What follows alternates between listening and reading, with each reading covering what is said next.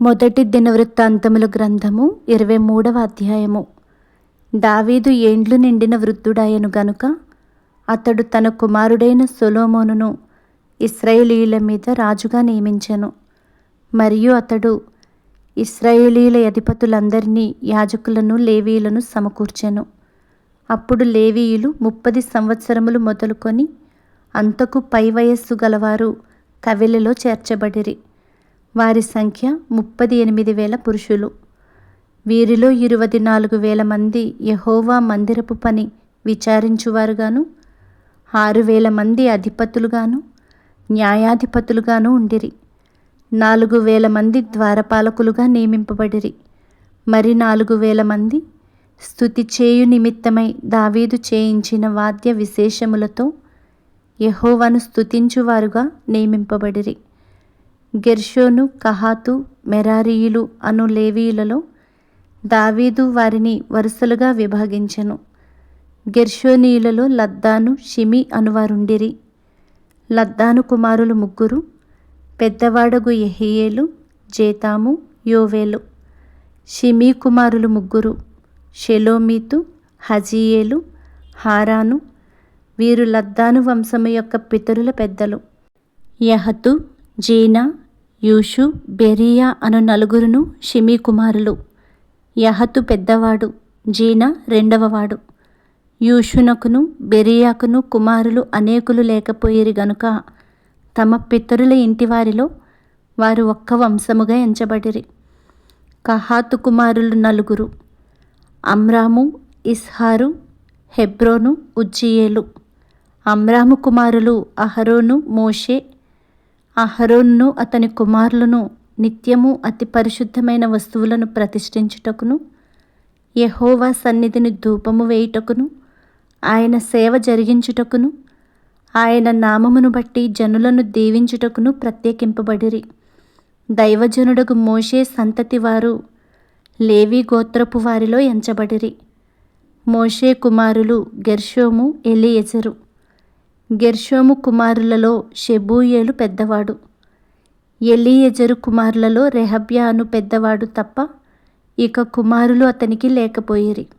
అయితే రెహబ్యాకు అనేక మంది కుమారులుండిరి. ఇస్హారు కుమారులలో షెలోమీతు పెద్దవాడు. హెబ్రోను కుమారులలో ఎరీయా పెద్దవాడు. అమర్యా రెండవవాడు. యహజీయేలు మూడవవాడు. యెక్మెయాము 4వవాడు. ఉజ్జీయేలు కుమారులలో మీకా పెద్దవాడు. యోషియా రెండవవాడు. మెరారి కుమారులు మహలి, మూషి. మహలి కుమారులు ఎలియాజరు, కీషు. ఎలియాజరు చనిపోయినప్పుడు వానికి కుమార్తెలుండిరి కానీ కుమారులు లేకపోయిరి. కీషు కుమారులైన వారి సహోదరులు వారిని వివాహం చేసుకొనిరి.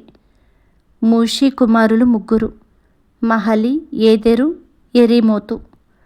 వీరు తమ పితరుల ఇంటివారిని బట్టి లేవీయులుగా ఎంచబడిరి.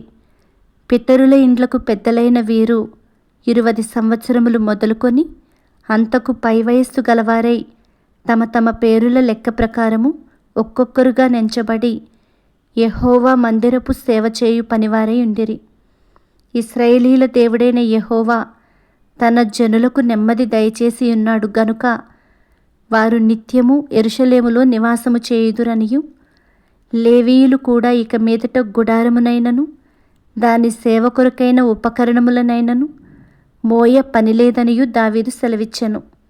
దావీదు ఇచ్చిన కడవరి ఆజ్ఞను బట్టి లేవీయులలో 20 సంవత్సరములు మొదలుకొని అంతకు పై వయస్సు గలవారు ఎంచబడిరి. వీరు అహరోను సంతతి వారి చేతి క్రింద పనిచూచుటకును, వారి వశముననున్న యెహోవా మందిర సేవ కొరకై శాలలలోను గదులలోనూ ఉంచబడిన సకలమైన ప్రతిష్ఠిత వస్తువులను శుద్ధి చేయుటకును, దేవుని మందిర సేవ కొరకైన పనిని విచారించుటకును, సన్నిధి రొట్టెను, నైవేద్యమునకు తగిన సన్నపు పిండిని, పులుసులేని భోజ్యములను, పెనములో కాల్చుదానిని, పేల్చుదానిని, నానా విధమైన పరిమాణములు గలవాటిని, కొలతల గలవాటిని విచారించుటకును, అనుదినము ఉదయ సాయంకాలముల యందు యెహోవాను గూర్చిన స్తుతి పాటలు పాడుటకును, విశ్రాంతి దినములలోను, అమావాస్యలలోను, పండుగలలోను, యెహోవాకు దహన బలులను అర్పింపవలసిన సమయములన్నిటిలోనూ లెక్కకు సరి అయిన వారు వంతు ప్రకారము నిత్యము యెహోవా సన్నిధిని సేవ జరిగించుటకును నియమింపబడిరి. సమాజపు గుడారమును కాపాడుటయు పరిశుద్ధ స్థలమును కాపాడుటయు యెహోవా మందిరపు సేవతో సంబంధించిన పనులలో వారి సహోదరులకు అహరోను సంతతి వారికి సహాయము చేయుటయు వారికి నియమింపబడిన పని అయి ఉండెను.